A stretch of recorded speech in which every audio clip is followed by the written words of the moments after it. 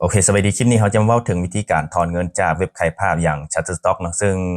โดยทั่วไปแล้วเว็บขายภาพทั่วไปมันเราต้องได้ทำการไปกดถอนด้วยตัวเองอยู่ในเว็บของมันเนาะเมื่อมียอดขั้นต่ำฮอดอยู่ที่25เหรียญแต่ว่าในเว็บของ Shutterstock มันจะบ่เป็นแบบนั้นเพราะว่าระบบมันจะตัดยอดอัตโนมัติในทุกๆเดือนถ้าหากว่ารายรับของเราฮอดขั้นต่ำที่เขาเจ้ากำหนดก็คือ25เหรียญขึ้นไปซึ่งเขามาเบิ่งกำหนดที่เขาเจ้าตัดยอดก็คือทุกๆวันที่1หาวันที่3ของเดือนถัดไปเนาะซึ่งถ้าหากว่าเรามีรายรับในเดือนนี้นะฮอดอยู่ที่25เหรียญขึ้นไปมันจะไปตัดยอดในเดือนต่อไปเนาะก็คือต้นเดือนระหว่างวันที่1หาวันที่3ระบบของ Shutterstock มันก็จะทำการโอนเงินเข้าบัญชี PayPal หรือว่าบัญชี Payoneer ของเราในวันที่7หรือวันที่15เนาะ2มื้อนี้มื้อใดมื้อหนึ่งมันจะอยู่ระหว่างวันที่7หาวันที่15ถ้าหากว่าในวันที่7เนี่ยมันถึกวันเสาร์วันอาทิตย์อย่างที่เขาเจ้าก็จะไปตัดยอดเข้าอยู่ในวันที่15ของเดือนต่อไปวันสั้นๆแต่ก่อนที่ทาง Shutterstock จะทำการโอนเงินเข้าบัญชี Payoneer ของเราก็ต้องได้มาเบิ่งในเบื้องบัญชีขายภาพของเราก็คือบัญชี Shutterstock ของเราเนาะว่าเราได้ทำการยืนยันตัวตนหรือว่าได้ประกอบฟอร์มภาษีหรือว่าได้ผูกกับบัญชี Payoneer ของเราไว้เป็นที่เรียบร้อยแล้วบ่และอีกจุดนึงที่เราต้องได้สังเกตก็คือในห้องยอดขั้นต่ำเนาะที่เขาเจ้าเขียนไว้ว่า25เหรียญเนาะวันนี้ทุกคนสามารถที่จะตั้งได้สูงกว่า25เนาะถ้าหากว่าเราต้องการให้มันตัดสูงกว่าอยู่ที่25เหรียญเนาะก็คือสามารถตั้งได้50เหรียญ100เหรียญ200เหรียญแล้วแต่ทุกคนกำหนดไว้เนาะเราก็ต้องได้มาเบิ่งจุดนี้ว่าเราได้ตั้งขนาดขั้นต่ำเท่าใดถ้าว่ามีปัญหาเรื่องการตัดยอดเนาะเรามาเบิ่งตัวนี้ก็โอเคหลังจากที่ทาง Shutterstock เขาเจ้าได้ตัดยอดไปแล้วมันก็จะไปตรวจสอบหรือว่าไปเบิ่งความถูกต้องก่อนเนาะว่ามันข้อมูลทุกอย่างของเราถูกต้องหมดแล้วบ่หลังจากที่มัน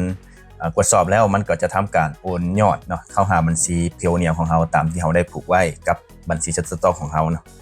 หลังจากนั้นมันก็จะแจ้งข้อความทาง Gmail มาเนาะว่าเขาเจ้าได้โอนยอดเข้าหาบัญชี Payoneer ของเราแล้วประมาณนี้โอเคและในเบื้องของบัญชี Payoneer ของเรามันก็จะทำการแจ้งเตือนคือกันว่าเราได้รับการชำระเงินจาก Shutterstock จำนวน67.97 เนาะแล้วก็มีประเภทpayment ID ก็คือ ID ไข่รูปของเราและbank account ก็จะเป็นเลขบัญชีของเราเนาะก็คือ last 4 digit ก็คือเลขท้าย4ตัวของบัญชีธนาคารของเราทุกคนสามารถตรวจสอบขึ้นได้ว่าบัญชีธนาคารของเราถูกต้องแล้วบ่อย่างประมาณนั้นโอเคหลังจากที่เราได้รับข้อความทาง Gmail แล้วเราก็มีแต่เข้ามาเบิ่งอยู่ในบัญชี Payoneer ของเราเนาะหรือว่าแอปPayoneer ของเราแล้วทุกคนก็จะเห็นยอดที่ได้รับจากทางShutterstock จำนวนเงินอยู่ที่ 67.97 USD จะประมาณนี้ทุกคนที่สามารถกดเข้าไปเบิ่งได้นะว่ามันมีดีเทลอย่างต่างๆจากShutterstock หรือว่าทาง Payoneer ก็จะเขียนละเอียดว่าเราได้รับเงินจากShutterstock แล้วก็ ID ธุรกรรมบ่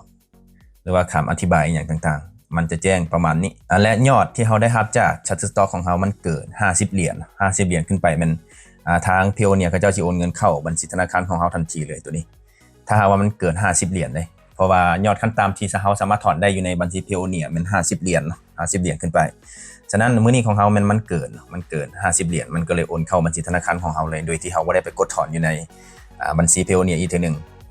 ธรรมดาแม้ถ้ามันบ่ฮอด50เหรียญเราต้องได้รอท่ามันฮอด50ก่อนแล้วก็จึงค่อยไปกดถอนด้วยตัวเองอยู่บัญชี Payoneer อีกทีนึงโอเคก็จะประมาณนี้นะวิธีการถอนเงินจากเว็บขายภาพ Shutterstock เข้าหาบัญชีธนาคารของเราหรือว่าเข้าหาบัญชี Payoneer ของเราซึ่งท่านใดมีคำถามหรือว่ามีอย่างบ่เข้าใจก็สามารถที่จะคอมเมนต์ถามอยู่ในคลิปนี้ได้เนาะขอบใจทุกคนที่เข้ามารับชมและแสดงความคิดเห็น